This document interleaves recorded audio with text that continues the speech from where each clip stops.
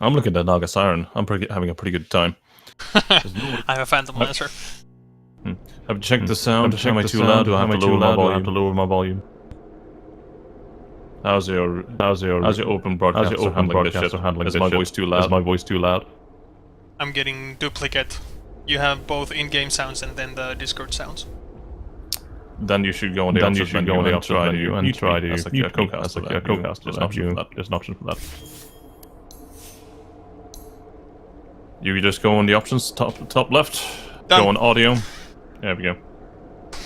And life is good. There we go. That's all. I've already done that.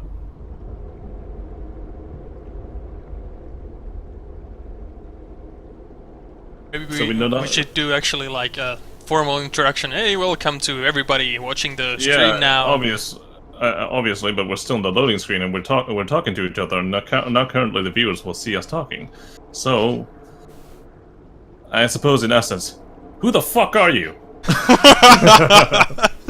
Let's open up with a very vulgar language. I suppose you two would look kindly upon us now.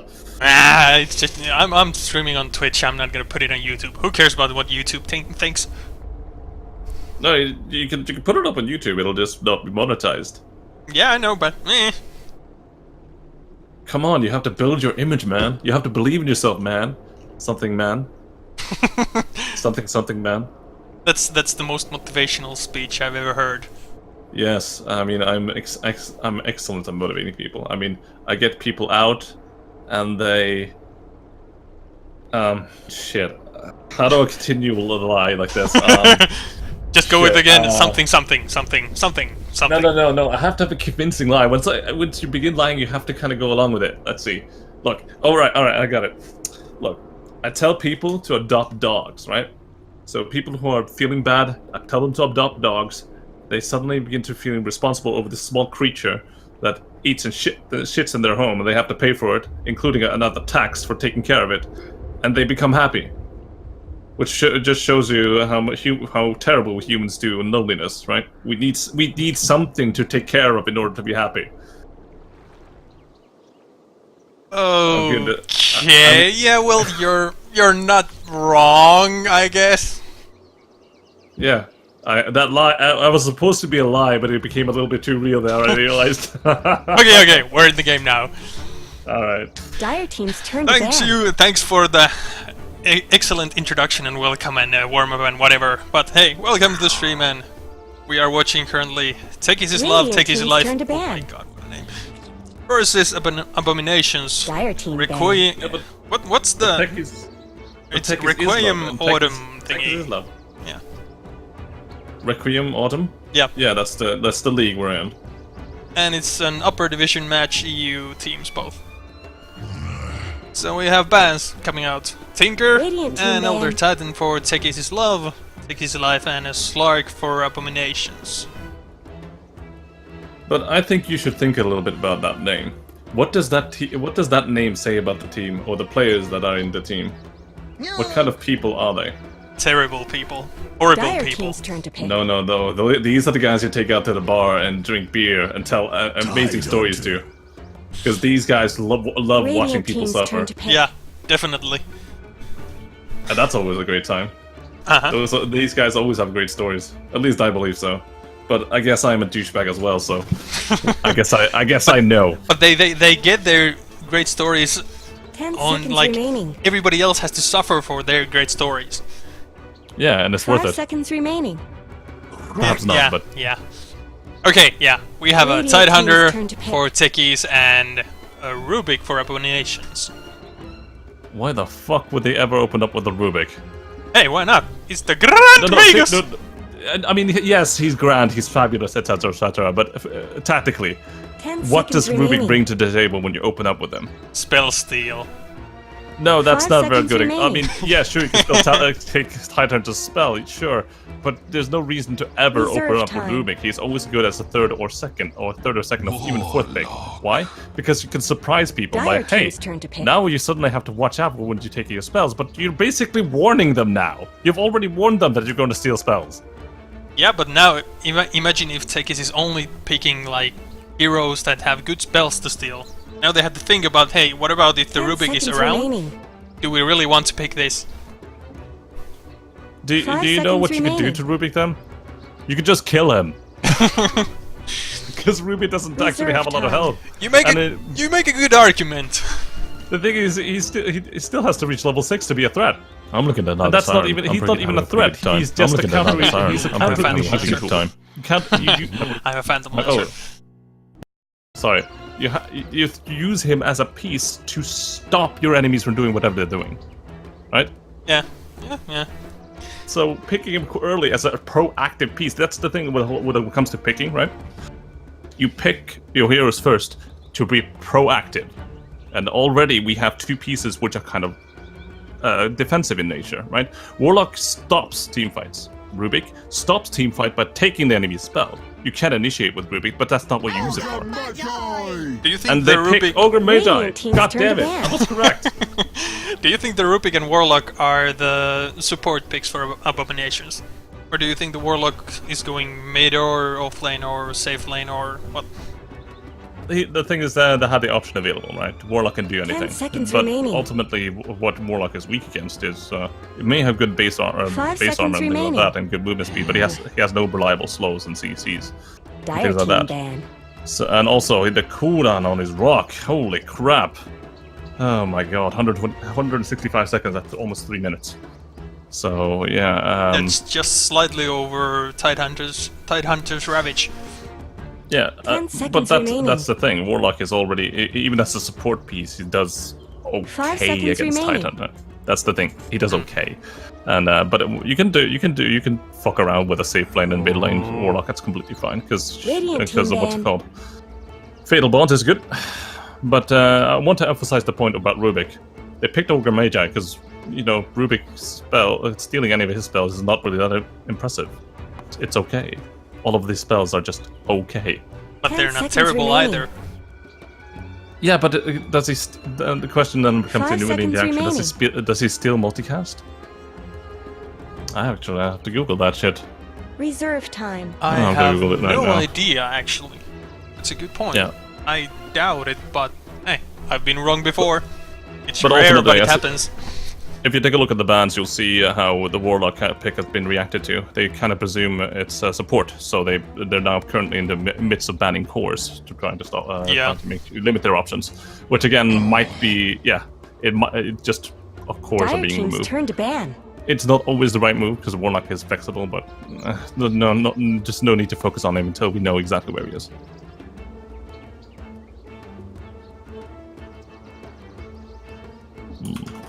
Both sides are currently 10 banning seconds cores, remaining. so... Well, both sides are still missing all cores except for maybe 5 seconds Tidehunter remaining. and maybe the Warlock, but yeah, it's looking like it's it's a- going to be a support pick. It's pretty common actually time. in the lower leagues to do this to limit core options because people are afraid of people are more afraid of the cores because they can't handle laning phase correctly. Then all the supports they do okay, but mostly people just fear the cores with good reason because the cores Radiant always do team's a turn lot to better in pick. lower leagues. True. So it's just a natural. It's how you should actually play a 3K. You should always focus on removing the cores because the supports won't do so Dire well. team's turn to pick. Because most of the supports will just walk out in the middle of a team fight and just die. Fair That's enough. Okay, Abominations picked the Conka. What do you think of this? It's fine. Again, a flexible pick from Abominations. They're 10 seconds basically remaining. just saying, like, hey, you guys have no idea what I'm doing. 5 seconds You guys remaining. have no idea. And that's the thing, we have no idea where they're going either. While Techies Love, Techies Life have already Reserve time. pretty much picked two solid characters that have very defined roles. True. Abominations is keeping a bit of a lid on their strategy still. Because Conka can be, yeah, like you said, anywhere. Warlock can still be around. even technically, the Rubik can even be mid as well. I've seen it, I've heard it, but it's this is 3K. unlikely. It is possible, but it's 3K, so let's be a little bit realistic. But the whole advantage of having a Rubik mid is the fact that you can spell steal rather quickly, and then becomes all about mechanical skills, right? You use Rubik's spell steal to gain advantages in teamfights, and then use the enemy spells against them by just continuously fighting. It's excellent when there's a lot of spellcasters in a game. But again, it requires stealing the right spell at the right moment, and with a 18-20 second cooldown, it's going to be Radiant difficult. team's turn to Anyway, pick. I read, Rubik does benefit actually from the multicast, so never mind. Oh, okay, yeah. Then it's not a terrible pick. Yeah, but again, it's just okay. The thing is, what you really want to steal with Rubik is a 10 gigantic teamfighter ultimate. Yeah. 5 Techies seconds picked the remaining. third melee hero in Axe. That's completely fine. But what they Reserve have a time. problem with here is the fact that They have two that's most likely. offlaners. No, that's fine. They can put axe mid or put axe jungle, and that's even fine. So they can go weird ass fucking lanes with putting it just a dual lane, and put a drought ranger in safe lane along with a ogre to cover or any ranged hero. So that's completely fine. What axe does is completely ruin anyone who's thinking about picking a melee mid. You just get destroyed. There's you just don't stand a chance, and suddenly axe just ruins your game. But if you meet a ranged hero mid, suddenly axe might get wrecked, and if there's another rotation while there's mid who is ranged, axe suddenly is forced out of the lane completely, unless he is able to keep up the pressure. If he dies once or even twice, he has to leave the lane. If he's mid, that is. Mm-hmm. It's a snowballing matchup thing. It's really snowballing. What do you think AbominationS should pick for the safe lane? Is there any like melee hero that they could consider, considering that Techies does have Tidehunter Axe? Bristleback, actually. Dire I was team's about turn to to say any strength melee hero would be fine, but the Bristleback is completely fine, and even ranged heroes, any ranged hero who with I mean, I have to have a list in front of me to just make sure I remember all the options. Unless, because my brain is on the block. But Bristleback is completely fine. He just, it's sure 5 he's not the seconds best remaining. against Axe, and both of them kind of just counter each other. But if Bristleback Reserve gets farmed, time. suddenly this lineup here won't have enough damage to kill him. Mhm. Assuming he's of course a core, and they choose Morphling. That's nice. Okay, Radiant team now we have ban. the safe lane carry for Techies, most likely. The thing is about the Bristleback pick, they still don't have defined lanes. Like 3 of their heroes still can go anywhere. Yeah, which is why we have to wait until the last pick comes. 10 We seconds can at least remaining. watch the last ban and probably get an idea what they want the last pick. 5 seconds remaining. What do you With the think weakness of Techies should use for mid lane Reserve then? time. They have 4 kind of melee heroes at the moment. I'm not counting Morphling as a range hero. Dire team ban. Difficult to say currently. I'm just watching the bans, and they're looking to ban a mid, and mid hero currently. Suppose TA wouldn't be that ridiculous, seconds but they remaining. can still just be stupid and go Luna or Death Prophet for that matter. I mean, they 5 can just seconds instead of just trying to counter them with ultimates that are short cooldown, they can just fight them with big ultimates. But Death Reserve Prophet is time. banned, so that doesn't count either. But 10 seconds remaining. but I'd be remiss to suddenly see a Huskar now. 5 seconds remaining. They might not have the mechanical skills to pull it off, but they can pick a Huskar for all Dire team's intents and turn to purposes. pick. Just go mid and destroy anyone. Unless they have, because the thing is, if you look at Abominations, they don't have any rotating supports. They don't have supports that are good at rotating. Warlock is a support that sits his ass in lane and helps you in lane, but that's 10 about it. seconds remaining. Rubik, well, what damage does he have? Fade Bolt? That's nice. 5 I seconds guess. remaining. 75 damage at level 1. Okay then, Radiant we have a team plug So, for yeah. Techies. Yeah, so Abominations is gonna have to match up with an equally powerful mid, because none of these mid heroes, or none of these heroes, Warlock or Kunkka, Bristleback, does well against Puck. I suppose you can argue 10 that Warlock seconds has remaining. a small chance, but the fact that his cast points are so long, he's just gonna have a bad 5 time seconds against Puck. remaining. So what Abominations are going for static lanes with a You're mid using that up your reserve can time. match up the Puck, and then suddenly the mid matchup becomes very much mano a mano, unless of course Ogre Magi is the other lanes are relieved of pressure, and Ogre Magi can do whatever he wants. So we have the last Anyway, pick, last Naga Siren here now. Do you think it's a mid, Naga? Oh, I don't think so. Putting Nagasara mid against Puck is a death sentence. It's, yeah, it's not good. And a pause to start the game. That's always how it goes. I mean, these lobby games always... Well, we have people the always two disconnects on the side of Tilt. Tilt! Yeah. Also known as Techies is love, Techies is life, but yeah, Tilt. Yeah, that's what you... That's the acronym. It's an excellent acronym, I believe. Yeah, I find it to be an excellent acronym. Because if you have Techies on your team, you will tilt. This is just a fact of life. Because Techies is love, Techies is life. As in, Techies is tilt. Techies is rage. No, he's tilt. The thing is, the longer you're in a game with Techies, the more stacks of tilt you gain. Until you get up to a certain stack and then you begin to Let rage. the fighting recommence. Isn't that how it makes sense? I mean, I might be just talking hyperbole and not know exactly. I might just be throwing shit out of my ass. But it might be correct. But hey, It we're making noise, we're casting the game, it's awesome. Everything's fine. Everything's fine, huh? Get ready, boys, for the train wreck. Everything's fine, says the main caster. Okay, AbominationS used to smoke already. They're going for the top rune. A common move to at least cover your movements in the early game. Kind of just surprise people with hey, you can't see us now. Pretty okay ward mid. Yeah. And Tilt now used their own smoke. They're invading the Radiant jungle, which is pretty standard at this point, but they're not likely to find anyone as the entire AbominationS team is around the top rune. Yeah, it's a common move to do this. I mean, there's some teams that are just known to do this every single game, and hopefully find some straggler. But it's an okay thing to do.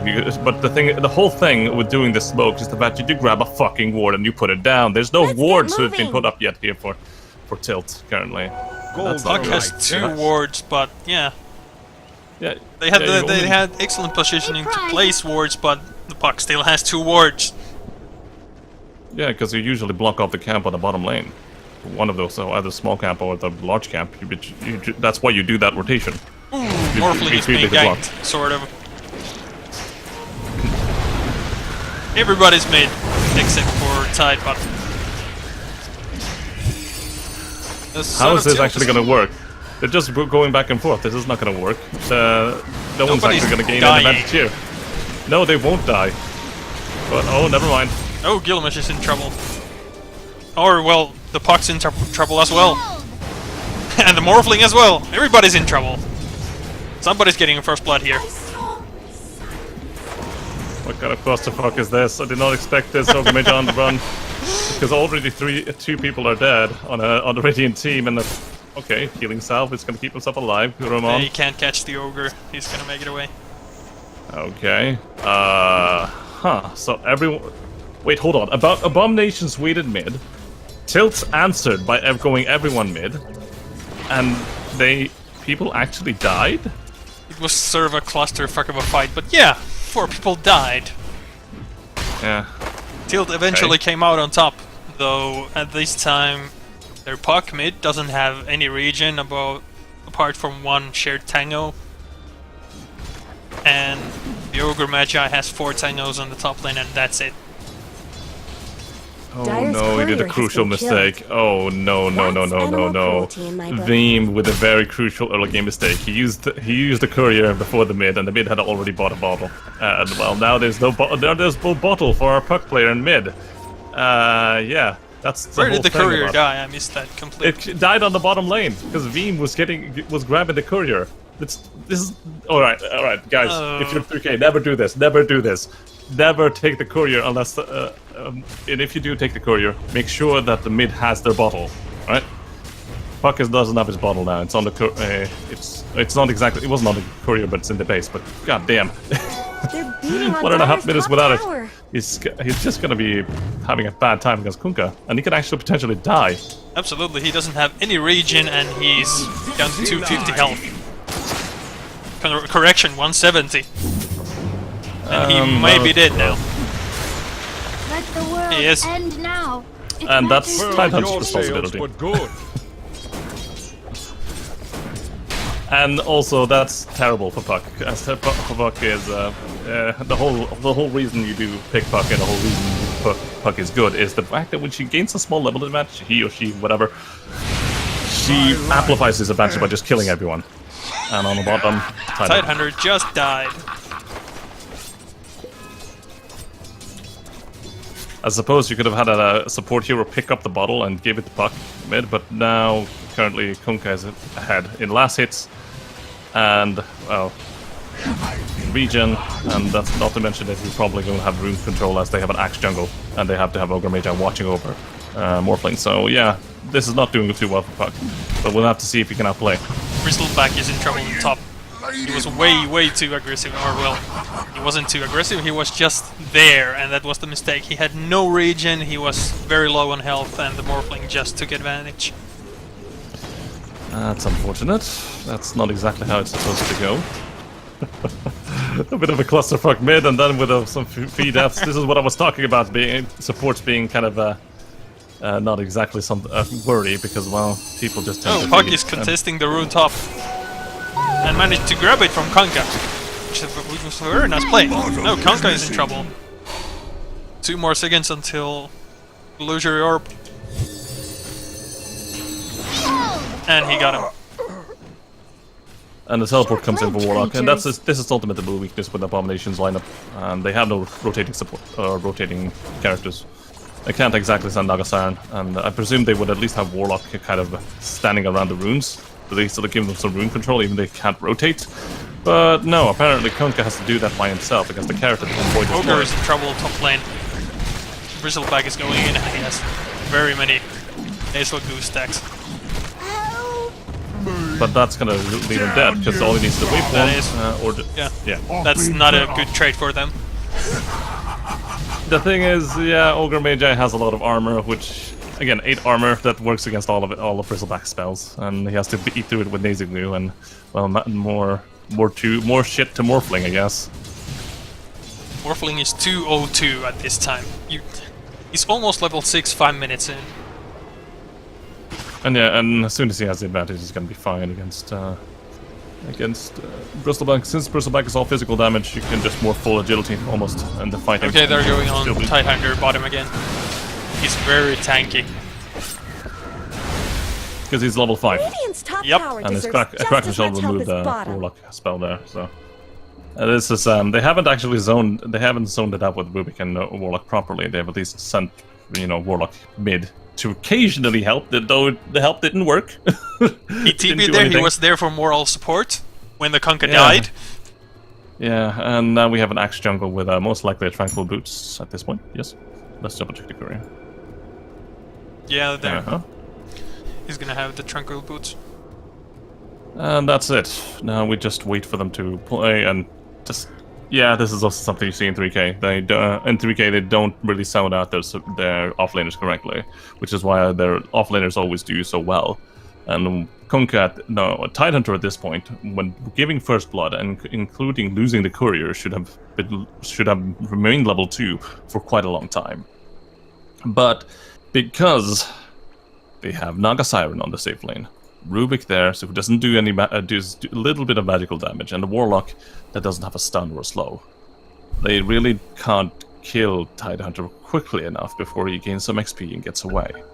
And he has just repeated this process on the bottom lane, which again has left him to be level 5, and now they can't kill him. Or technically can't kill him, and they're gonna have a hard time killing him. Both teams offlaners do have their levels, so Yeah, and that's all they need. Yeah, basically. But Bristleback is a bit more sensitive to that, of course, being a bit more farm dependent. But he's not going to be able to kill. Yeah, absolutely not. But he can always harass a little bit. Kellyell on the bottom lane though is trying to outplay Puck. And on the mid we have. Oh, and a TP! Oh! Rubik just made it out. Yeah, and mid we got a Puck that got a solo kill again. As it seems like the rotation was there to save. Tidehunter had pushed his luck a little bit, almost gotten the Rubik. Rubik got out, And while that was happening, Puck was fighting Kunkka on his own. I thought that Kunkka would have more of an advantage mid. But since he hasn't actually got any rotations, which again their lineup can't do, Puck has just outplayed Kunkka mid and gotten the advantage that way. He didn't get off to a good start, but yeah, he's been outplaying him ever since. Yeah, just dodging the obvious torrent with the phase shift. Puck is currently the leader in net worth, closely followed by Naga, and Morphling and Axe. But the thing is, they're not going to get it. AbominationS is not going to get enough time with Naga to be a relevant threat, as well as going bring a Basilius as well as Arcane Boots. That blink that relic is just going to be delayed, and unless they are ready for it, Tilt is just going to put up the aggression mid though. Kunkka and Ruby just couldn't kill the Puck, and now they're gonna pay for it. Teamwork in action. Continue, man, continue. Axe is going in, but though everybody on the AbominationS side is fully regen, but yeah, why is Tilt still here? They can't fight this right now. They're all almost dead. Yeah, they had fatal bonds, and then they forgot about it. Yeah, wait. Let's send the guy with fatal. Let's send the guy with fatal bonds.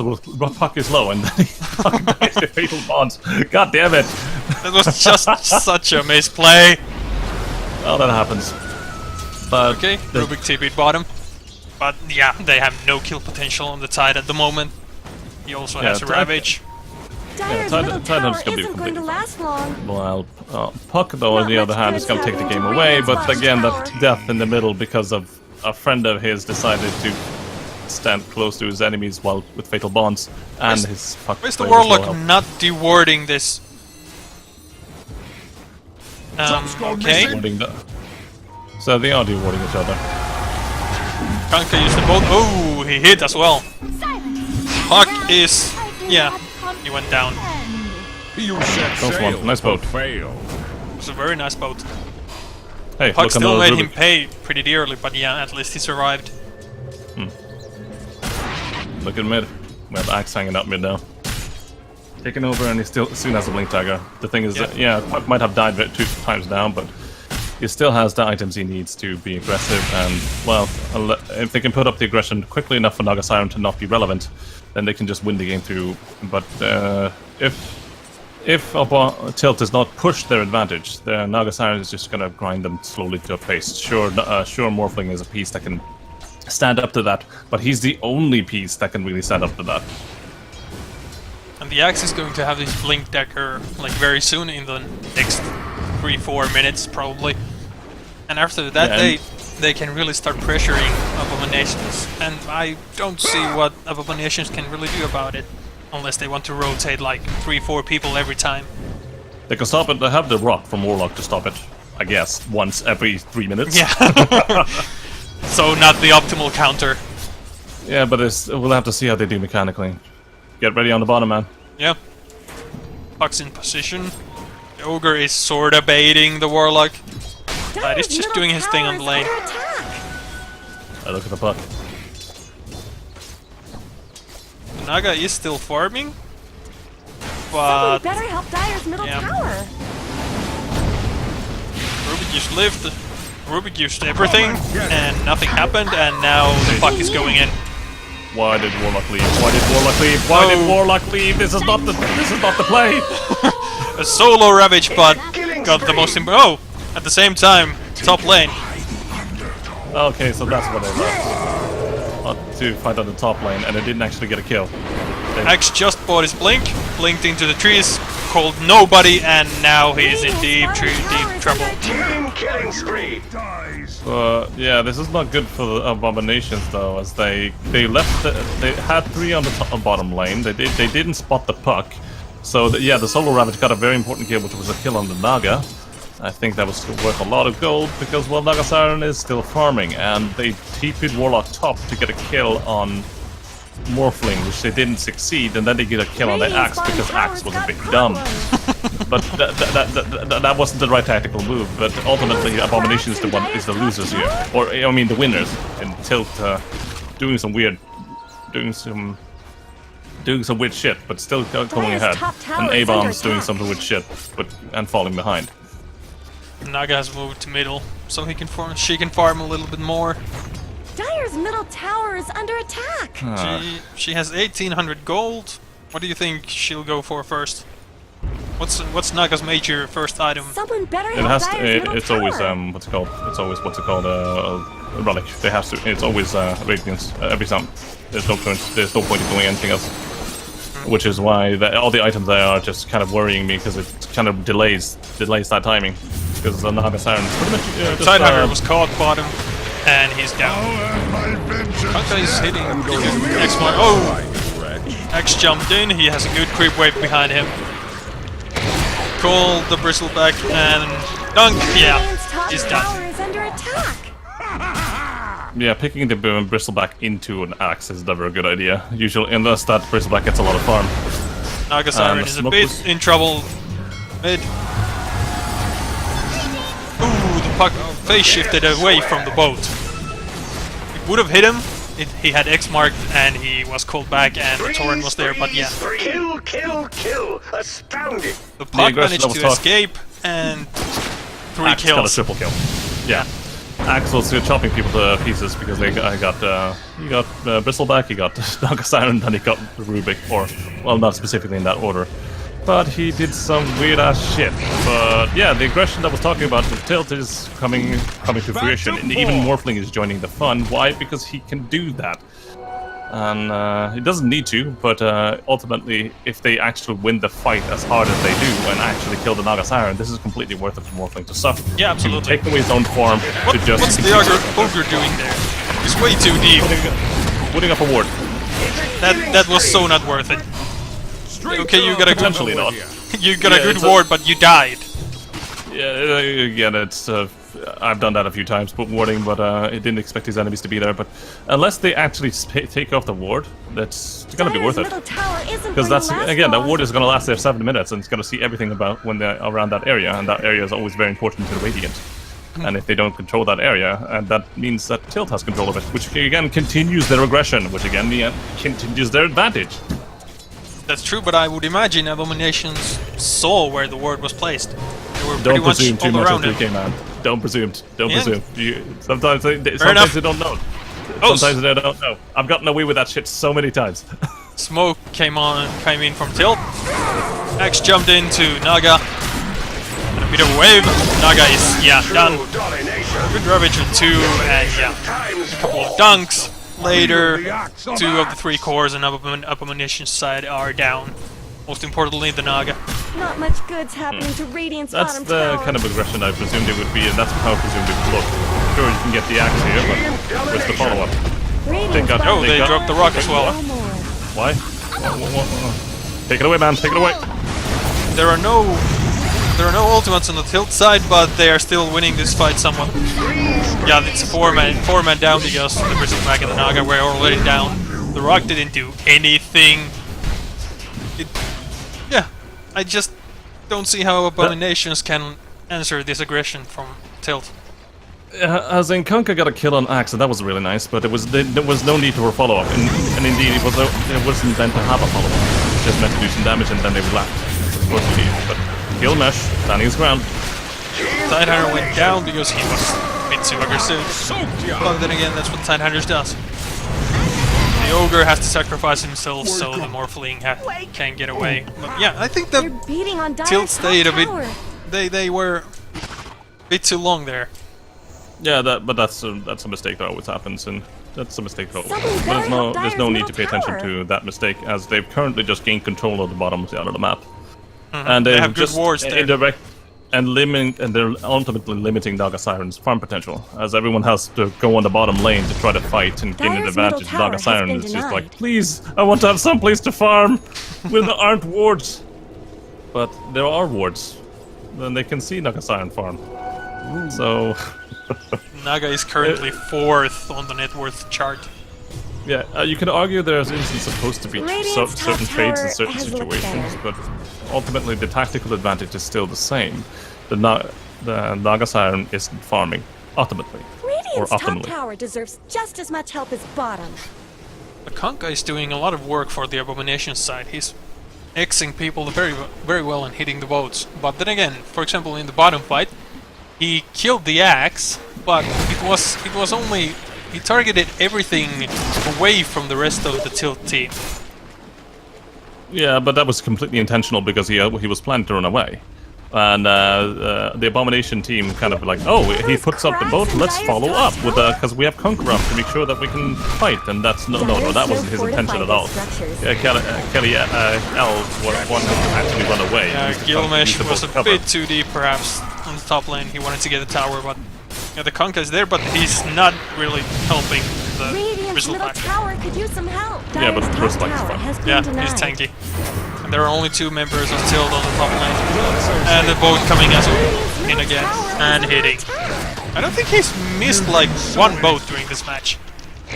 Yeah, but because all he needs is an X marks the spot, and it's completely yeah, fine. and now Morphling is in trouble. He's morphing the string as fast as he can, but yeah, the damage output from Abs is way too much.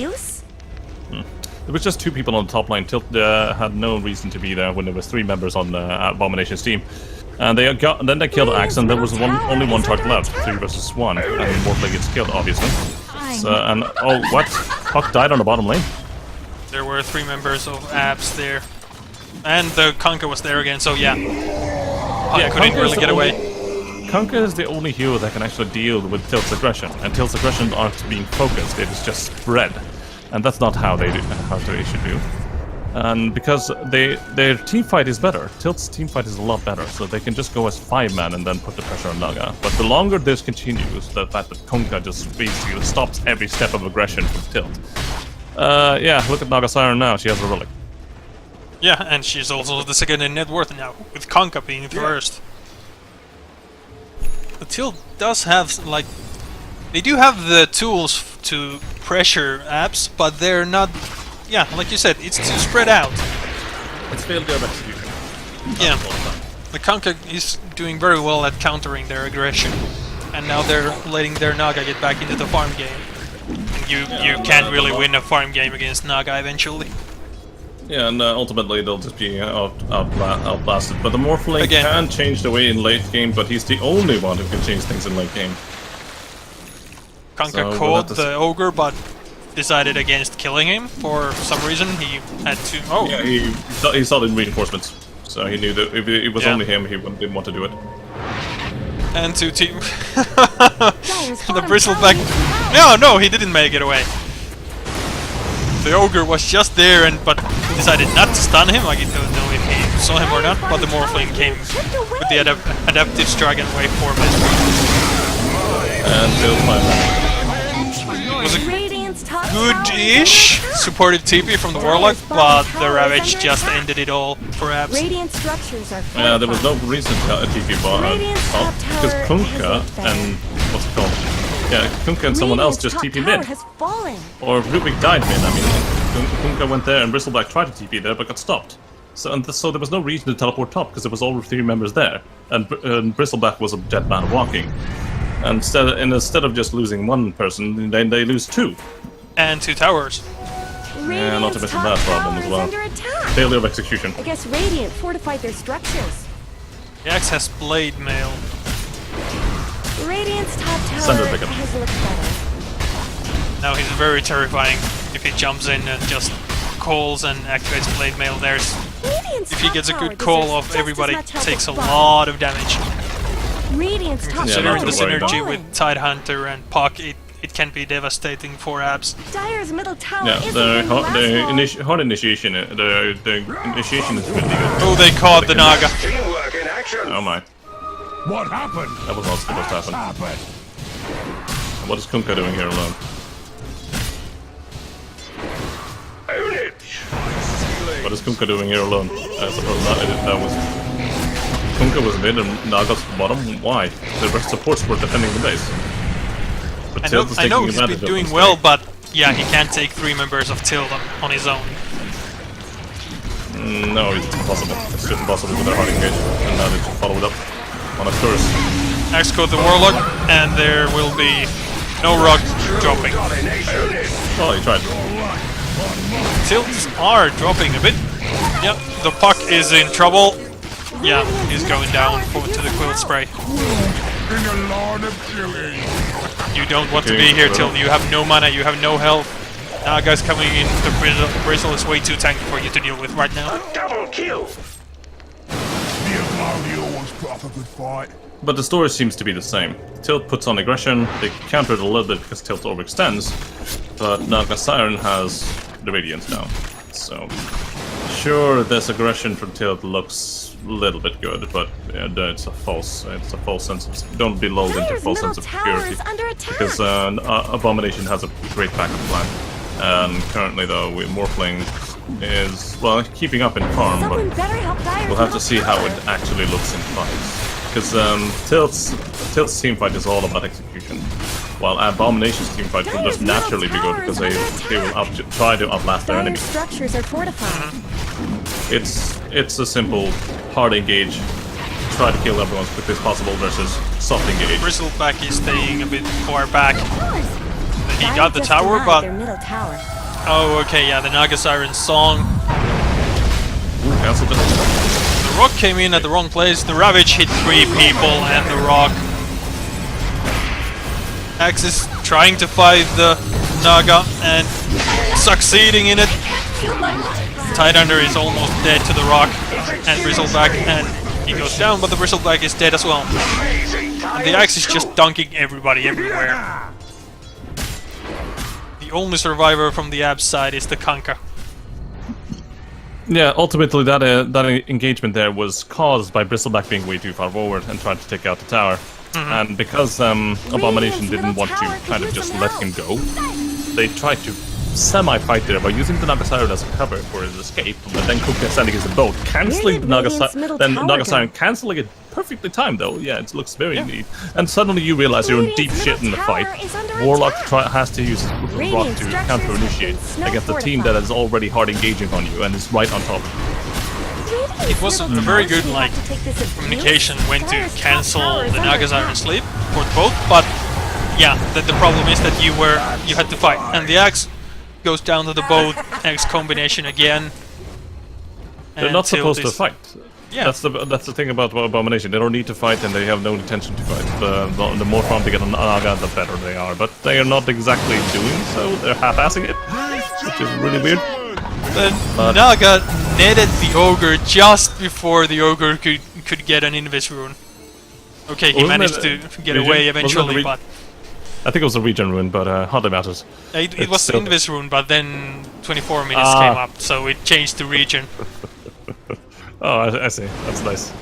So it was just like Ogre was staring at his escape. I'm going to get away, I'm going to get Invis, and then he was netted and it changed to regen, and it was like, crap! It's still fine though, because Ogre Mage got away. Yeah. It's a fun little thing that happens sometimes with the runes being the way they are. But still, they do have the way they can win the game, but currently they're just sitting in their base. They kind of have to run at their enemy right now. Because look at the game state right now. It's because they won the team fight handedly, right? They won that team fight. But currently they are on their side of the map, which is not how it's supposed to look when you win a team fight. When you win a team fight, you're supposed to be on the enemy side of the map. And currently they're hugging their side of the map because they know that Naga Siren is pushing all the lanes and they have to have lane control in order for it to be aggressive. And this is kind of just look at where Tilt is. It's just, they're not supposed to be like this. Axe missed the call on the Bristleback. Oh, he's getting... Oh! Both Axe combination on Ogre. He's dead. The rock dropping on Puck and a good Ravage on 4 or 5 people, but there's just no follow-up. Puck jumped in, used ult, got 3-4, but yeah, the Naga cancels everything. The Morphling did come up with the follow-up, but currently they're not taking out Bristleback. And Morphling is just going to have a fun time taking out the back line, but in the middle of it we have a Morphling who's just running around and trying to destroy everyone. So a 4 for 3, what a bloodbath this is! And the Puck is most likely dead as well.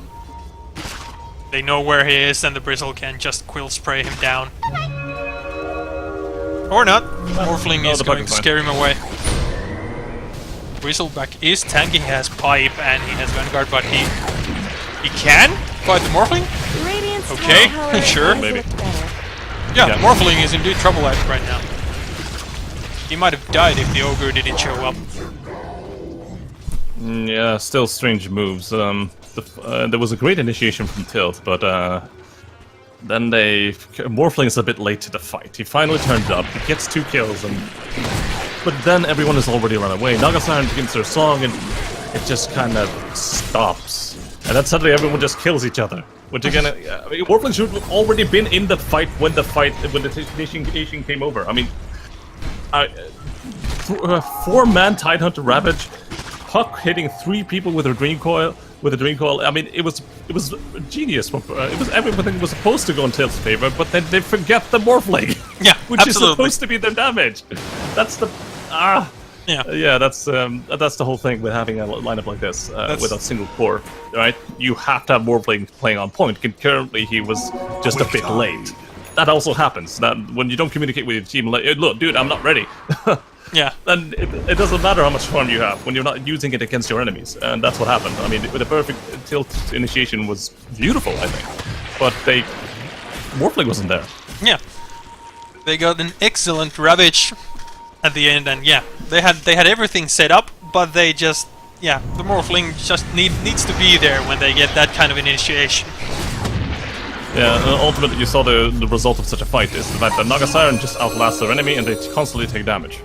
Sure, and Bristleback also is kind of such a character, right? He does well when the longer a fight lasts. Naga used Song and to cover for his allies. His Yeah. allies were in trouble. Rubik might have died, so they used the Naga Siren song to cover, and it's a level 2 Naga Siren. It's a fine thing to do. It's completely fine. So yeah, but it was a bit weird. everybody's in the Radiant jungle right now.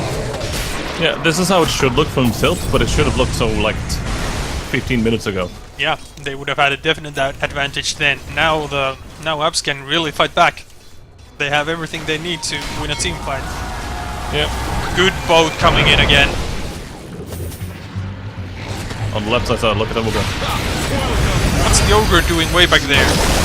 He's trying Good to find a flank Ravage. for them. 5-man Ravage. Morphling is But doing everything work, but yeah, the rock dropped on him. Everything is depending on him. He has to do everything. Everybody's focusing on him. He can't do everything by himself. And now the Tidehunter is going to go down as well. Radiant's bottom tower is under Naga's attack. chasing the Puck, but he got away. Man!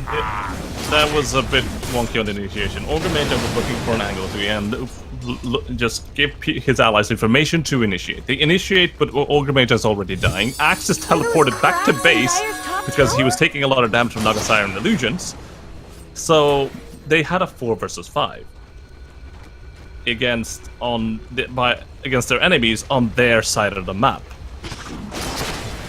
Well, it was a beautiful Ravage, and now the Morphling was there, but everybody started focusing the Morphling.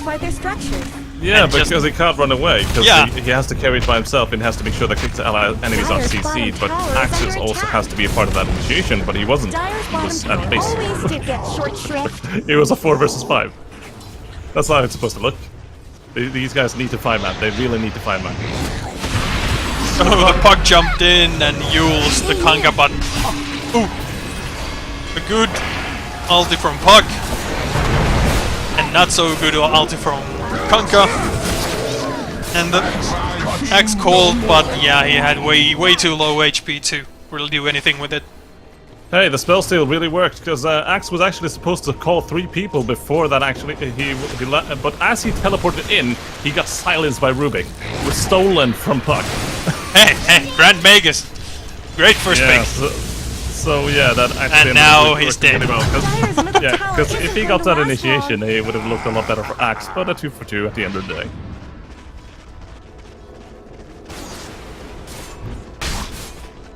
A 2 for 2 of all things, but again, the game is absolutely messy. I mean, look at the net worth from Bristleback. He's been that's the thing about outlasting your enemies.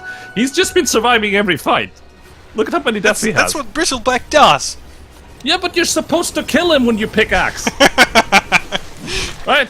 I mean, they pick Bristleback into axe, so I suppose it's look. I mean, Bristleback's death were most likely, most of them were in the early game, right? And now he's just been surviving every fight. Because it's Pipe, he has Vanguard, and though a little bit unnecessary with the Vanguard, I do agree to be a kind of a redundant item at this point. It does what he needs to, right? He survives. And currently, whenever they hard engage, they kind of have to go like, shit, who do we focus while Bristleback is beating our ass because we don't have enough damage to kill Bristleback. Or, that's the thing, the whole composition from Tilt is kind of supposed to win the early game. They're not supposed to be in this situation where they are an equal farm with their enemies. They're not supposed to be there, which is why the fights now look so weird, right? Mm-hmm. Because Tilt is supposed to walk all over them. They're supposed to, but they're not doing that. Because Abomination has basically more farm than their enemy. And with that, because of Nagasiren, nature of Nagasiren, and because of how Bristleback works, they will just continue their advantage. And suddenly, you're in a situation where you can't kill your enemies while your enemies are just slowly killing you. Tilt smoked up to go into the Rose Pit. Nice little move. That's the kind of thing that they have to do. They are forced to do this. And the Conga is around. He might see this. Get ready, man. Yeah, he noticed. There's a torrent hitting 3 people. They absolutely know this is happening, and the Naga Song is used. A great setup for the boat. Oh! The boat misses everyone. The rock drop to the backlines and a great Ravage. 4-man Ravage. Rubik is down, the axe is going to go down, the Warlock's down. Everybody's just... all the squishes are dying. Now Ogre is getting hit with spells. The Kanka is almost dead. But it's still a 2v2. With the rocks on Ab's side. Yeah, see who's alive though. Look at who's alive. Nagasiren and Bristleback, just as I presumed they would be, and now they're just gonna outlast their enemies. If they can, of course. The Naga can't outlast all of them, but the Bristle is tanky. But yeah, I don't think he can fight all 3 of them by himself.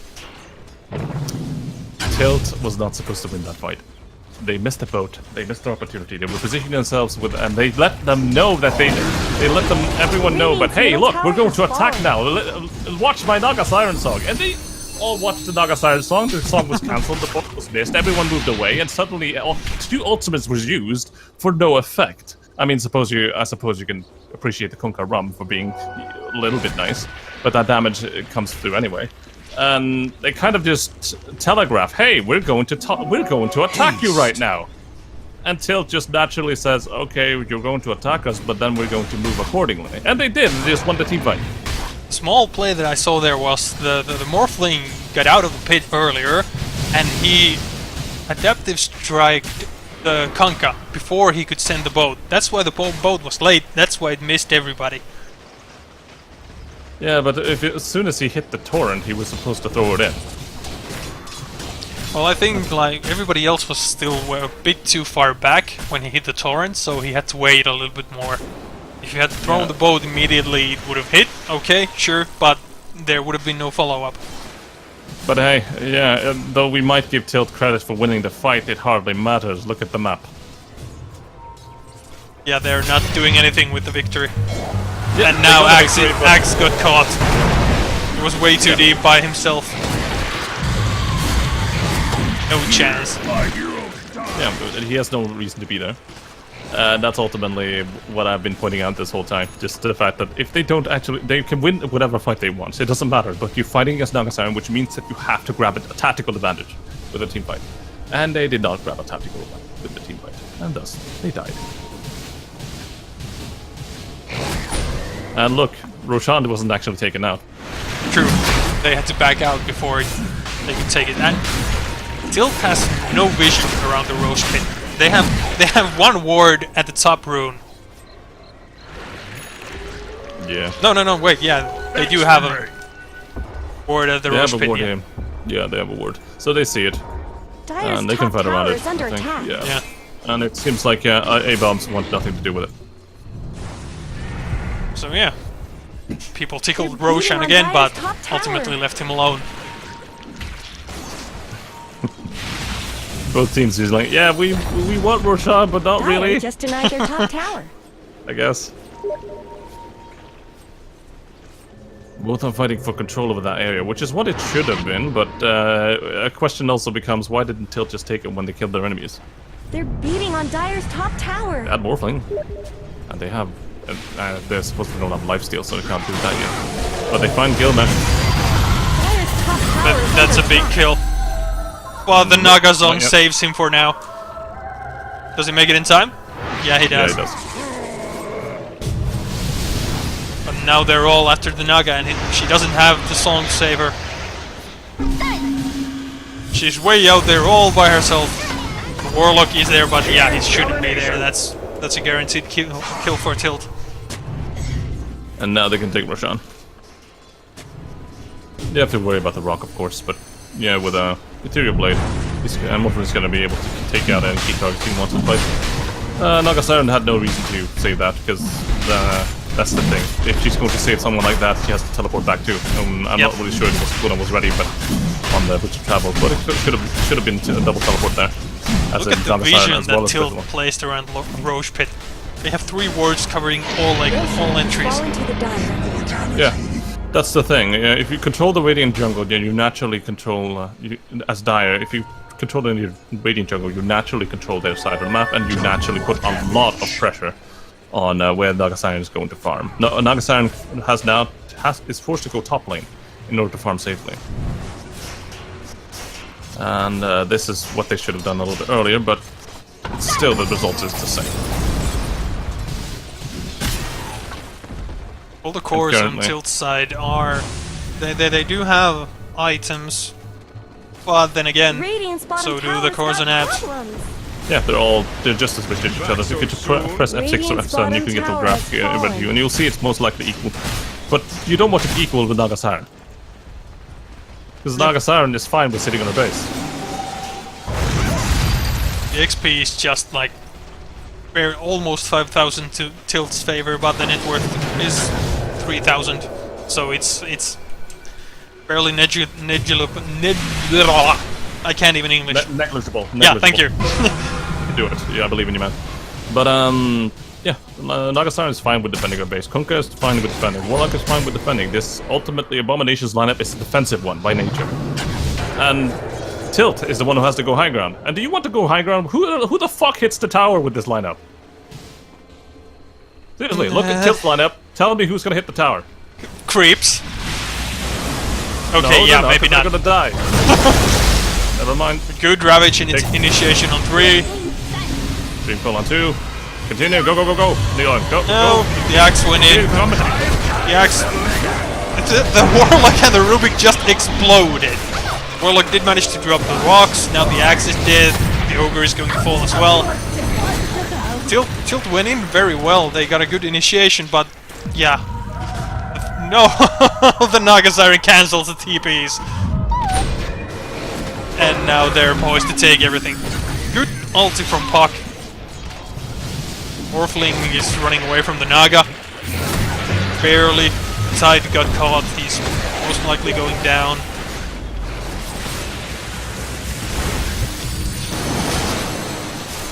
Yeah, Tide is almost dead, the Puck's in trouble as well. Morphling, look at him. He's just sitting there with full strength, not really, not sure if he actually should go for agility and try to go for them. No, he shouldn't. Maybe. The He's shotgun trying, but was not enough. he doesn't do any damage when he doesn't have agility. That's the thing. Wait, that's not agility. And look at how they outlasted that. Sure, they dove behind almost the tier 4 towers to get Rubik and Warlock. They killed them instantly, right? But Kunkka and Naga Siren and Bristleback, which just kind of... because they lost 2 dudes going in. And the tower, look at the tower. Tell me how much damage it took on the bottom lane. The bottom 3 health. How much health does it have? A lot. It lost 10 health. As in, a creep poked it. That's all that happened. That's all the tower they did. Our tower damage they did. So Tilt, yeah, sure, they got a few kills with that, but ultimately didn't actually earn anything, and Abs are fine with this. I mean, they're fine with just defending high ground. They can outlast their enemies, and which is currently what they're doing, which is, this is currently trench warfare. This is the English versus the French all over again. No, not English versus the French, what am I saying? English and French versus the Germans. That's what I'm saying. That's exactly what I'm talking about. I'm very cool. I'm sure everybody has fought one another at some point in time. And currently, yeah, Tilt is the one tilting against Abs. While Abs is not exactly on tilt, they're having a great time. Regeneration. They tried catching the Naga or the Kanka at bottom lane, but yeah, no chance. That's not happening. The wards there might be plenty of wards, but it's not gonna be easy. That's perhaps the biggest amount of wards I've seen in a good while in the Radiant jungle by the Dire. Yeah, whatever. It does what it needs to do. That's the thing. You can probably say it's overkill, but it does exactly what it needs to do, which is just stop Naga Siren from farming a little bit. But Tilt can't go high ground. They can put Morphling to hit the tower, I guess, but he's gonna have low agility, so look very how much high armor. damage only the Naga illusions are doing to the Ogre. He's down to half health with just one creep wave and 2 illusions. That's just the life of a support, man. That's just what it feels like being a support. But think about who's gonna hit the tower, right? We're gonna have Morphling on the front, because no one else is down. So, Ogre got and he has one. Oh, what? Why did he? Never mind. I don't care. I don't care what happened. I really don't give a shit because he's not important. But think about it, right? Morphling has Ethereal Blade. He's great at ganking, but he can't hit towers for shit. He has to get a butterfly in order to make sure that he can hit towers, and suddenly he has to go full agility only to make sure that he has enough. He doesn't actually have enough health to survive Naga and Daedalus bullshit from Kunkka. So he has to take poke damage while he continues trying to hit the tower, which again is not going to be easily recoverable. So he has to go full strength, and suddenly he is completely useless in the fight. And who else is going to do damage from Tilt's side? I don't know. They had Morphling. This is what it was designed to do, but they weren't supposed to be in this situation in the first place with this kind of lineup. They were supposed to just walk over their enemies and then jump on their graves while they hit their barracks in about 30 minutes. And 1 is 3. Net worth is currently dead even. Yeah, and it's currently not going in Abs' favor. The longer the game goes, the more favor it becomes of Abs. So, yeah, well, they have a Naga, so it's natural. Situation. So how does Tilt deal with this? They kind of have to get a butterfly. Yeah, sure, Manta Style is still the same thing, I guess. It solves the same problem. So he has to get a Manta Style in order to push high ground. And he can't buy it instantly because he has to have a buyback as well. Do you see how this game will just naturally continue because of the situation that they are in? Right? It just naturally progresses because they needs another item to hit the buildings. Tilt are usually the aggressors, but they have to kill 2 or 3 heroes before they can even think about hitting the buildings on the high ground. And they can't go for that strategy either, because suddenly Abs has buybacks and they become very sad. Yeah. And the only heroes they can just simply burst down are the Warlock and Rubik, and then you have the problem of using a whole lot of spells on just the 2 supports who can buy back if needed, and then there's still the 3 cores of Abs. And they don't have a lot of value either, because Warlock only needs to use 1 spell and he's kind of done. He's just like, yeah, done, guys. That's all I needed to do. It's kind of like ejaculating. It seems like your microphone went a little bit bad now. I think you muted yourself. Yeah, you clicked the mute button. Oh yeah. I There we did go. something. Good call. I think you clicked the mute button. But yeah, Abs are now on the enemy side of the map. Isn't that nice? Well, that's the natural way of the thing. Oh, Abs are currently smoking to the top lane. The only person there is the Axe, and they may get him. No, just barely missed him. But now they found the Tide, which is a very good catch. If they get killed now. Tide used a defensive Ravage and the Rubik's stole. No, he didn't manage to steal it. Naga Sirens cancels everything, including the puck ult. And now, yeah, the rocks have been dropped, they're hitting people. The supports on Abs are dead, but yeah. Now the situation is that the rocks have been dropped and the cores on Abs are still alive. Bristleback is extremely tanky, but he's currently fighting the entire Tilt team by himself, so that's not going to happen. Kanka's still there, but he's not getting away either. That was not the fight Abs were looking for. Yeah, because Nakasan had to run away ultimately, and that song was, I guess, nicer than a little bit, but they found Tide and it just kind of set it up. They absolutely had to burst the Tide before he used Ravage. He managed to hit again 3 or 4 people, and then everybody just followed up. Yeah, that's because of, but look at how they're gonna defend this now. This is what I'm talking about. This is the terrible situation. You lose almost half your health to Kunkka and Naga Siren spells, and suddenly you're 20%, and you can just kind of like, we can't go high ground. Even if we killed all our enemies. It takes so much effort from Tilt to just, like, the tower took 1,000 damage, or is down 1,000 health points. But it almost killed like 3 or 4 members of Tilt just to go high ground against a Kanka and a Naga. Yep. That's just sad. It's annoying. It's really annoying, and Tilt does not have the lineup to deal with it. That's the thing. Sure, you can give them shit for mechanical skills and mechanical mistakes, but it's not interesting because being in this situation, you kind of understand that you don't have the right heroes to deal with it, and now you just kind of have to deal with it, like brute forcing the problem. The characters that are not designed to brute force the problem. It's like getting a spork, right? You just have to. I mean, it's not a spoon. It's not a fork, but it is a spoon and a fork at the same time, and it does both things terribly. And you just kind of have to just brutally murder your food in order to use the fork. And this is currently the approach Tilt has to take. They can't take another approach. They're out of options. They have to win a team fight, and then they have to go high ground, and they can't. That doesn't even guarantee them any barracks, right? This sucks. This reminds me of a quote from like Overwatch. The Reinhardt says that when you have a hammer, everyone else is a nail. This is basically the situation for Tilt.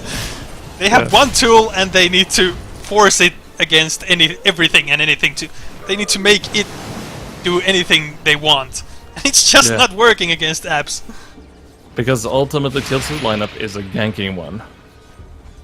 It's a ganking lineup. While the Abs lineup is a bit more malleable, yeah, it's not a ganking lineup, but it's a split pushing / pushing lineup. They could even imagine then if Abs got the advantage earlier this game, yeah? Mm-hmm. They could have just pushed. The Abs lineup is a bit more malleable. It doesn't do ganking really well and doesn't do rotations really well. But they can at least push high ground and they can actually split push. But not both. But even though they... But now in this situation, you'd have one team with more options and one team with less options, and the team with more options are winning. That's pretty briefly said, but yeah, basically. Yeah, that's why I'm good at analysis, bitch. The thing is, Tilt has had a couple of good team fights. They have picked off the heroes of Abs, and they have managed to damage the mid tower a little bit. But they need to do this over and over again if they want to break the high ground. Or at least wait until the buybacks on Abs are all on cooldown. Or currently, only the Puck and Morphling have buybacks, because... Which is why I began to moan at the 35-minute mark, because I knew this game was going to be long. Nobody on Abs has a buyback. And it's not because they bought back, only the Kanka has bought back. Everybody else just doesn't have the gold. It's 50 minutes in and your high ground is being poked at every now and again. Why don't you have buyback? No, they can save for buyback, but a buyback status itself does not matter. The thing is, Abs can sit. They can just safely sit on their side of the map. They can just sit there, just not doing anything. And suddenly Tilt is forced to deal with it, and then he comes to the situation where they're at a siege with Tilt, and they don't want to be in the situation where they siege. It sucks. And Naga just keeps split pushing until the end of time. Yeah. So unless the siege ends quickly, the split pushing is gonna win. And how well do you think the Tilt's lineup will scale, like, into the ultra late game? Especially against the Naga.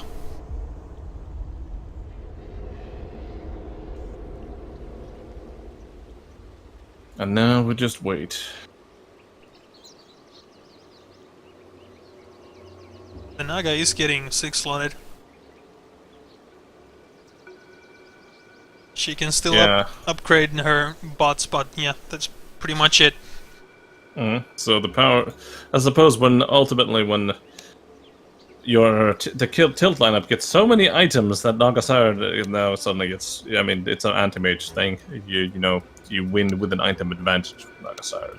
And currently, when you go beyond that point, well, Nagasar doesn't actually become good. Is not really that good again, which is a weird power curve to have. She's weak in the early game, good in the mid to late game, and she is really strong late game, and then she kind of falls off again, which is really weird. Because that's the thing, she doesn't actually get more damage. She just becomes more tanky, and the Radiance and Diffusal has to do the heavy lifting. Yeah. Which sucks. Morphling still has room to grow. He still has a Dragon Lance. Yeah, and he has place, and when he gets full agility and suddenly go kind of Divine Rapier because he's sick of his enemies actually, And I mean, Morphling is a pretty good carrier of Divine Rapier because he could just replicate away. The whole thing, the gap will lessen very soon, and Tilt, well, they just don't have to do any mistakes. They actually have to prolong the game, which is an incredibly counterintuitive point, but that's the way they have to go. Even Tilt has to remain defensive and actually outfarm Abs if they can. I mean, I feel terrible making that, because that means I have to cast for longer without taking a break. But that's the best solution they have. Just remain defensive and see if, because they did remain defensive, and look who came to their side of the map, Abs, and they lost a team fight. It's really weird to see, like, you have a Naga on your team, and the thing is that the enemy team's tactic for winning the game is to prolong the game.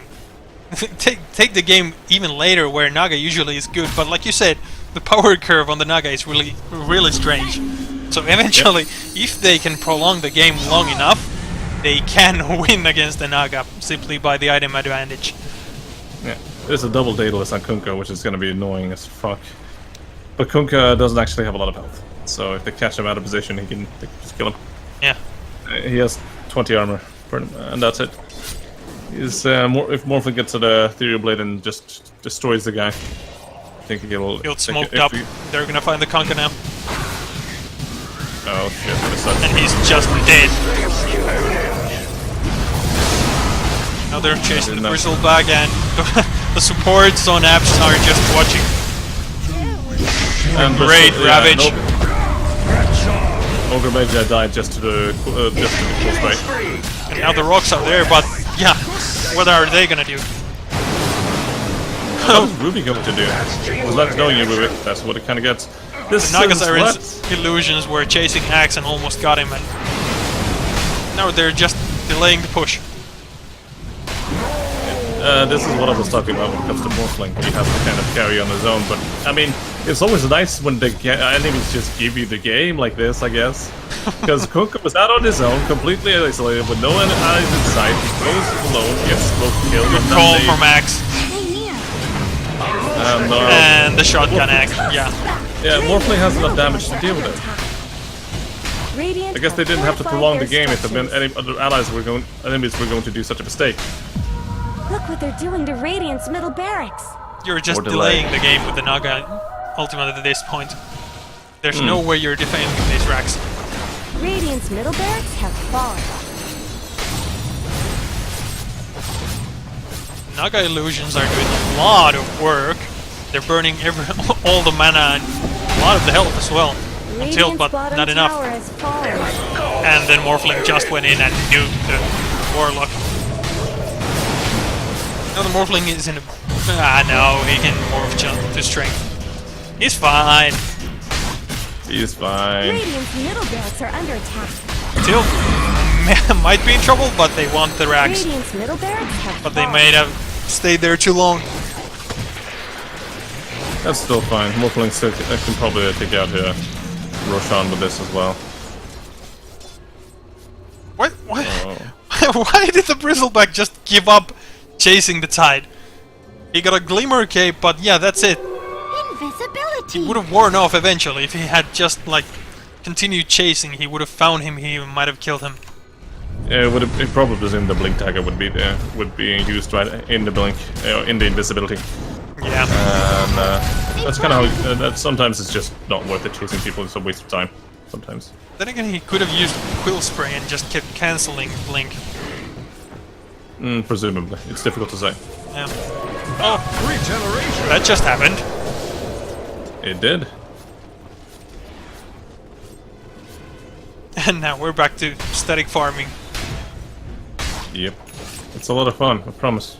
But hey, Tilt broke high ground. Yeah, they did, because Abs gave it to them. They just, it's just the thing. They're just, what was Kunkka doing there? What was he doing there? Tell me, you tell me this time. It was just next level smoke tactics from Tilt. What? No, they just smoked randomly, hoping to find someone. Don't give me that shit. I'm trying to, like, give credit to Tilt for... Shut up! I mean, sometimes you just have to call that mistake for what it is, and sometimes sometimes you just have to kind of throw your dice in, and that's kind of what they did. And they came out big, and I do like that, but I still find it weird for Abs not identifying their strength. Just like, oh, we should probably move out and check Roshan. And I'm like, no, you shouldn't. Why would you? No, your allies aren't even close. Why would you ever check Roshan by yourself? So that's the kind of mentality I'm in. I mean, it's good for Tilt to take a coin toss, but that coin toss was given to them. it's kind of like a casino giving you a double-sided coin. And now Tilt has Morphling has a butterfly. Both Tide and Puck have refresher orbs. So the next initiation from Tilt can be a really, really bad one. The Ogre got caught out. He was way too far on his own. Now the Puck joined him, used ult, and jumped away. And now the Morphling is going in alone. Oh my. Great Ravage! Now just need to follow a damage. Refresher was used, and another Ravage, but where's the damage? It's on Morphling. He's not ready yet. The axe called, but the opponent had too much health, so it's on cooldown. He missed it. Amazing. Now the Morphling is on the run. Bristleback is still very much alive and wreaking havoc. But it's kind of a spread out fight right now. The Morphling is running for his life. The axe is doing something. You need to help your carry man. They're kiting them without any. What are they hoping to achieve by kiting these guys? They have to run away. Don't kite them. I mean, Bristleback and Nagasiren don't mind being kited because they're still doing damage to you. You are not getting away. That's 1,240 gold to Nagasiren. That's quite a lot. But then, well, then again, I don't know what the Naga is going to do with all the money at this point. As you commented earlier, Morphling was going in for all-in. Yeah, he was doing that completely on his own, and suddenly Tidehunter follows up, and well, he stuns them, but Morphling can't actually do any damage. And Tidehunter follows up with a refresher and does the same thing, but again, it doesn't do anything because Morphling has to go away because he's low on health. Dire's bottom tower needs some help. This was the slowest fight I've seen in my life in the top lane.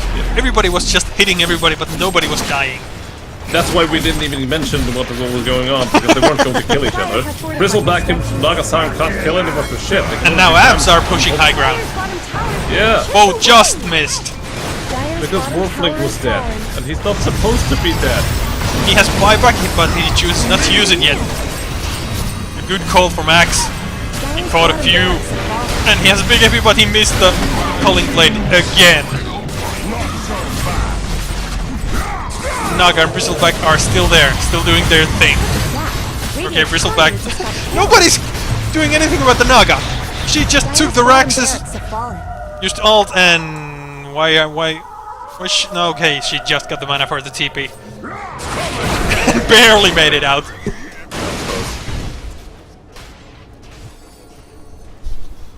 And even the site was used, but then teleported anyway. That's Bristle is going to get caught. I think a dying back would have probably been worth it, losing the barracks. Unless they think their barracks are expendable.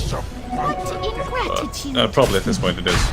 But now Tildar going to take the Roshan. They had this weird-ass team fight on the bottom, and Morphling went in completely on his own, got followed out afterwards, but then completely just whimpered off as he had the more strength. And then he tried to re-engage, only to realize, holy shit, I don't have enough agility to kill anyone.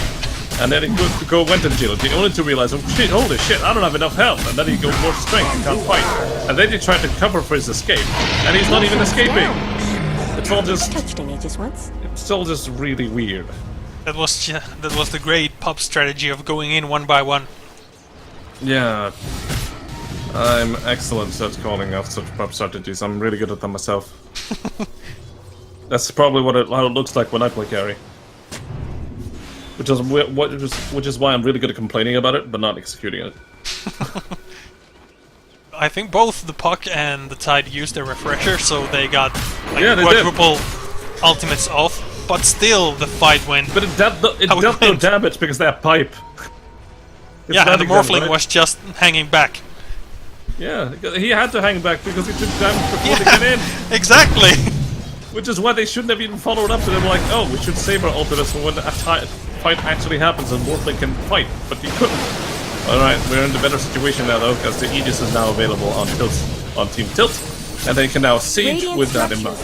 And so they have all ults available, they have refresher orbs, they have everything they need. Bristleback is going to spawn now, but the bottom melee Rex just went down. Still got what they wanted, but they're still hanging around.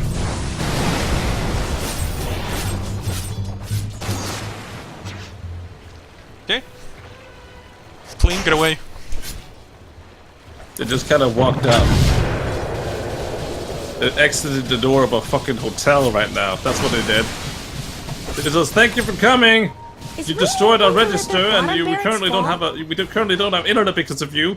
But thanks for coming. And they just left them be. What the fuck? I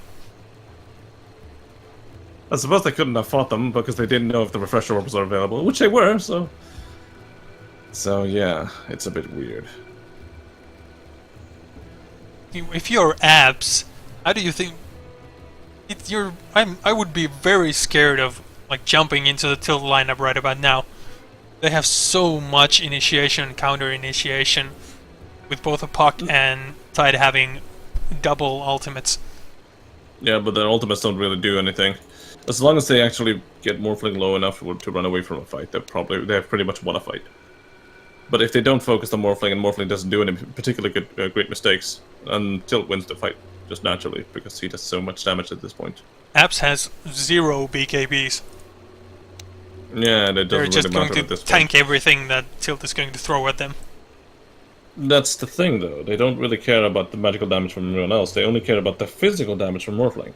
Sure, the nuke is pretty heavy in itself with the Ethereal Blade, but if you take a look at the actual damage they take from both Tidehunter ultimates and things like that, it's not a big deal.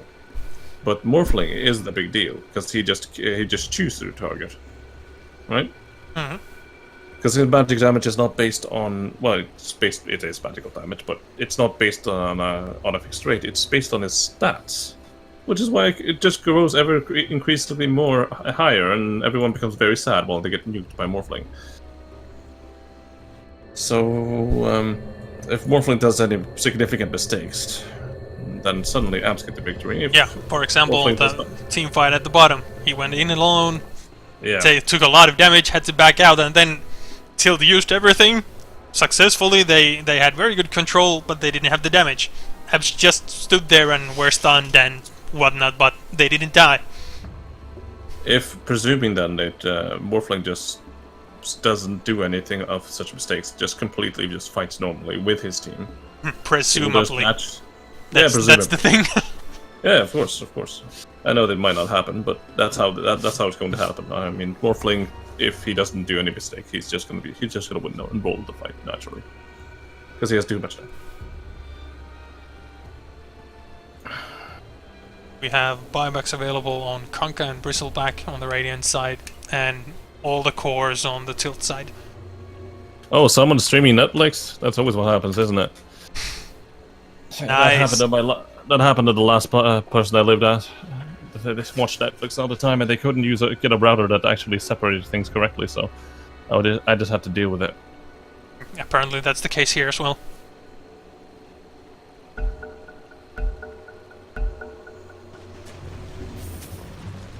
And we're back to our 61-minute game. I'm not getting tired at all, I promise. I need something to drink, I need my coffee. It's a Naga Morphling game. It's... yeah. Complain, grumble. Sad face, etc. How do I do a resident sleeper? Is that how you do it? Yeah, it's have to see a resident sleeper. No, not Kappa. This is not a Kappa game. Tilt is still staying at the bot lane. I don't know what they're hoping to accomplish. The ranged barracks is not that big of a prize here. Are they just looking to fight? I mean, it's just they might just take it slowly because it's annoying, and it doesn't recover any health. So yeah, the illusion just Bottom finished it off. barracks have fallen. it's just there to make sure they take it. And there was no point in trying to do anything else. Slow and steady. Slow and steady and boring, but ultimately it works. How can you possibly say that illusion gaming is boring? I don't mind illusion gaming when it's actually designed for pushing, but illusion gaming is boring when it's at 60 minutes or so. Because we're watching clones of clones fighting each other. And I'm sorry, that's just not it. But now Tilt are moving to the top lane. Somebody is TPing the Naga TP top. Yeah, well, luckily he got away. That was not the play to do. It's fine, Naga's still alive. Everything went according to plan, I promise. Yeah, mental What games. happened on top? Don't pay attention. It's fine. It's fine. He was just trying to bait some ults. Yeah. Baiting, just very easy baiting.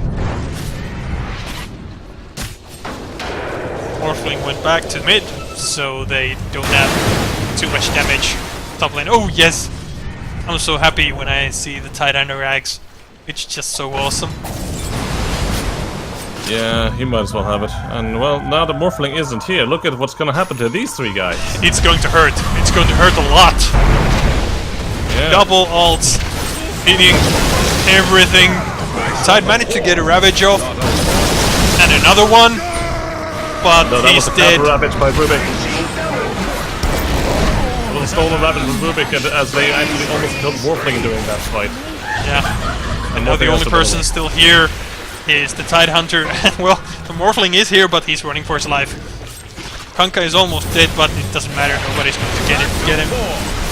Yeah. That was a 4-for-1 trade in favor of Abs. All in a day's killing. Yeah, because that's because Morphling went mid. Yeah. And his allies were like, yeah, we'll hang out here, no problem. And then that's when you, as a carry, like, no, if I run away, you guys have to run away with me.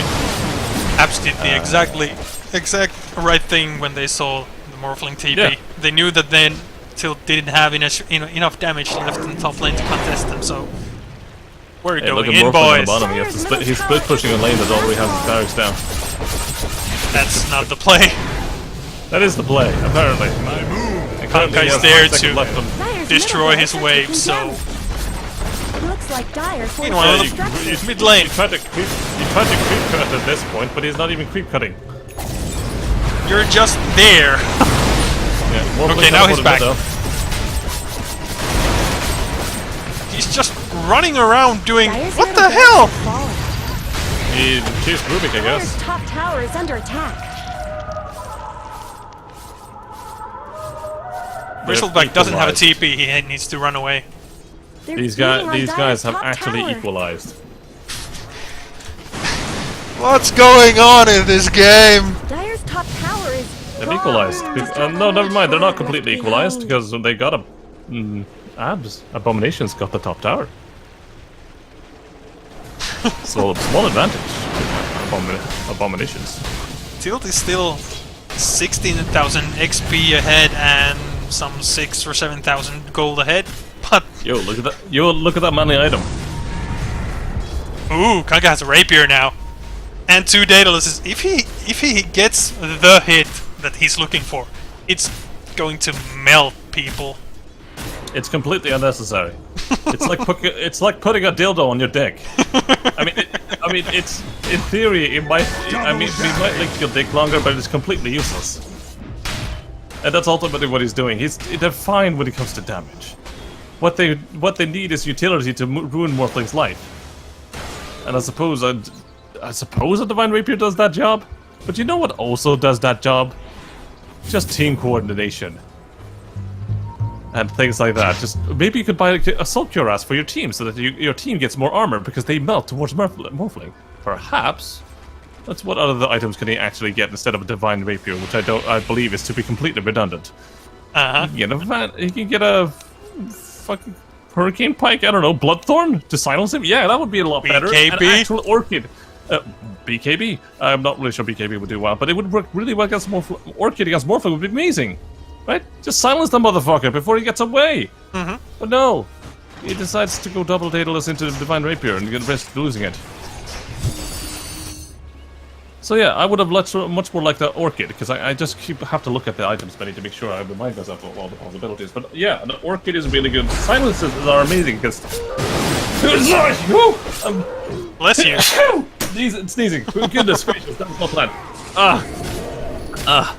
But yeah, the way to deal with Kunkka is just to... Or not deal with Kunkka. A common way for Kunkka to fight against Morphling is to just get an Orchid. And imagine if that shit was an Orchid, man. But it's not, and the common way is way too common. It's new stretch, new meta, yo. Double Daedalus into the rapier. What happens if you loses it, man? And suddenly Morphling... Well, then life is sad, but... It amplifies your problem. It amplifies your problem. Suddenly you're... The thing is, Divine Rapier doesn't solve your problem. He's being a man. He's being confident. He won't lose it. Dude, they already have everything they need to solve the problem. They don't need to put dildo on their dick. It's just unnecessary. It's redundant at this point. He's in the pro players. It's 68 minutes in. All the pro players buy rapiers at this point. You know when you get Divine Rapier on Ember Spirit, that's when you have a Magnus with Cleave, enhancing your damage, and when it's difficult to win. And that you get it on Ember Spirit, you get it on Anti-Mage, you get it on Morphling even. And you get it on Medusa. But you don't get it on Kunkka. Dude, come on, I can't come up with like reasonable defense with Kunkka buying a rapier at this point. I'm trying, but... Yeah, I suppose thematically it's cool. He buys a rapier, yeah, that's shit. And hey, the average pop player mentality, more damage is always good. I suppose. It's okay, I guess, whatever.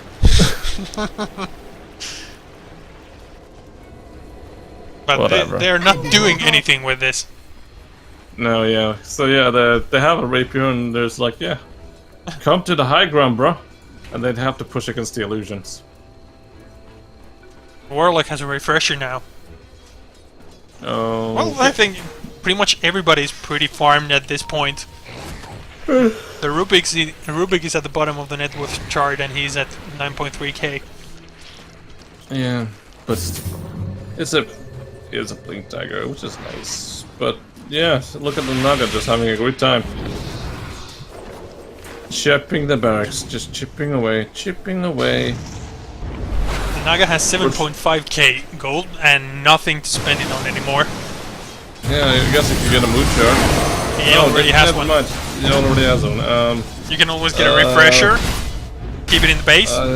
Necronomicon refresher, I guess. That's fine. Roshan can still be killed for one of the teams to get an advantage, but she still hasn't upgraded her boots of travel. Yeah, so there's plenty of things she can buy. So yeah, now we're just waiting for T to make a move. And as you can see, Abs are not ready to make a move. They're ready to take their time, because every time they've taken a move, they realize that, okay, it went wrong, let's not do that. Let's just take it easy. Let's just take it easy. Don't do anything stupid. What do you think the Bristleback is going for? He's had one... The Warlock just died somewhere. On the bottom lane. Where the Bristleback is going? No, he has... Oh, never mind, they have an Assault Grass on there. Yup. Awesome. I suppose it's nice, but maybe still, like I still stand by my word. An Orc it would have been a lot better. Now they're going against the Bristleback. He has no support anywhere near, and 3 cores of tilt are just hitting away. He's not going to get away from this. It took them forever, though. It did. Surely Nagasan could have teleported, but no, they tried to decide to switch push. Hey, they're gonna get the range. RX top.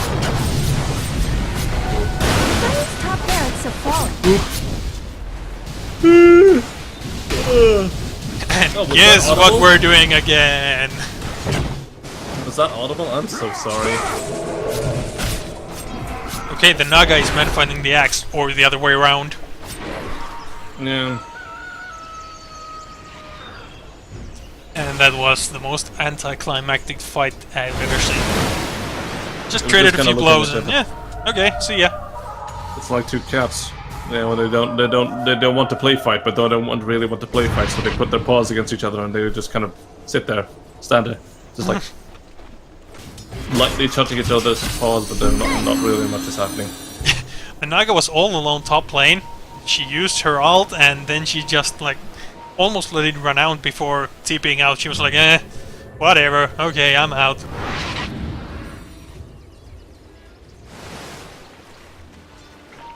I'm just waiting for things to happen now. That's been the trend of the game for the past 10-15 minutes. I'm just waiting for something to happen. Is this when I begin to talk about burgers or fish? Because Nagasar is a fish. I do like fish. Because currently talking about the game is not entertaining me anymore. And if I'm bored, I can bet you your ass off that the viewers are bored. But this is not very exciting to watch at this time. No, we're just waiting for something to happen. And neither team is doing anything. They're both on their own sides of the map.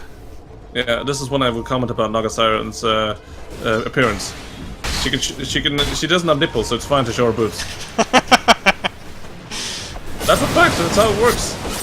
That's how boobs work. That's how TV works. You can't show nipples, but you can show boob. I mean, you can just. I mean, you can even have just plasters over your nipples, and it's still fine. That is true. Now we just look at the showcase view. She's not standing still. Never mind. I guess we could talk about fish with the Tidehunter. Morphling has gone like full damage build. Okay, he has Eye of Scuddy, but other than that, he has Butterfly, Monkey Bar, Ethereal Blade, and a DD now. Yeah, this is gonna be fun. Neiman's there is Satanic, which again is an excellent solution for him, because he doesn't need Blacking Bar. Why? Because the people aren't stunning him. And, well, because they don't really have a stun. Smoked to run away. So, yeah. Alright. That's fine, I guess. Well, they did have a ward at the bottom room, so they did see Morphling grabbed the double damage rune. So yeah, I So can't what's blame it them. So what's it like living as Roshan at this current moment? Because he has been killed twice this whole game, but I'm quite sure he's been ready to be killed more than this. And why is Tilt not trying to fight this guy? Because reasons. They're trying to siege, and they don't have Aegis. They have no backup plan. They're just putting themselves outside of the enemy's base. They have items, they have ultimates, they have things, and Abs has still no But BKBs. what if it goes wrong? What if it goes wrong for Tilt? Oh, Alright, it seems like they want to force the issue, which I don't understand. Why would they want to force the issue? why would the Roshan's available. Ogre Magi force stuff himself up there? I would do that, I guess. But that doesn't mean you can move. Torrent hit, Oh god. and a Bash hit as well on the Morphling. But now the Tide went in, ravaged 2-3 people, the Naga ult stops everything. Rock drop, but the Naga was still in effect, so that didn't do any damage. Another ravage. The supports on the upside just melted away, as usual. Now the... oh my god! Yeah, Kunga damage. Not to mention 2 bonus fighting them. See? See? The Rapier is doing work! Yes, it is. But it's more like Tilt is throwing Buybacks coming in from Tilt, like everybody's buyback. They TP it in, now they kill the poor Rubik again. Bristleback is running away, Morphling is chasing. The Kanka is still there, doing pretty well, but he needs creeps to hit. He can't go and man fight them. Radiant's middle tower could use some help. Dire's middle tower has fallen. Oh, damn! He crit with a And a good bolt stunned the Morphling. Morphling is out for 2 minutes with no buyback. The Axe is out for almost the same thing. Puck as well. Now's the time. Now, yeah! They're going in! The Naga illusions! Bristleback tape it in. Tide is trying to defend, but no chance. That was a throw. That's what a throw looks like. Wow! Yeah, so, AbominationS won! Yeah. They weren't supposed to win, but they just outlasted their opponents and then Tilt through the game at the end. What do you now think about the double dataless rapier? Completely still redundant, because even without that they would still have enough damage, I believe, because during that whole time the rocks were hitting them, double rocks. Including they were burning down from Naga's Iron, including they were taking that damage from Bristleback, including the fact that Kunkka still does a significant amount of damage. So, I suppose, yay for them. But yeah, now we just wait for another game, don't we? Huh? It was an hour and 17 minutes long game, and the kills were 50, 62. It's a best of 3, yes? Best of 2. Best of 2. Alright. So 2 matches. Well, let's just hope the next one isn't that long. But you better put on some music and give yourself a break and get something to eat, man. Who do you think should be awarded the MVP of the match? No one. Or else I would actually give it to myself for casting that shit. Actually, I'm sorry. I'm being a bit of a salty fuck. But ultimately, let's see. Kunka. For actually just executing an excellent early game. Excellent early to mid game. I can agree with that. It did a bit poorly in the mid and mid early. The laning phase was quite strange with the Puck not getting in a bottle and then getting owned by Puck twice after that was a bit weird. But ultimately he did what he needed to do for his team, was counter-initiate, and when Tilt wasn't exactly on point with their initiation, he punished them dearly for it.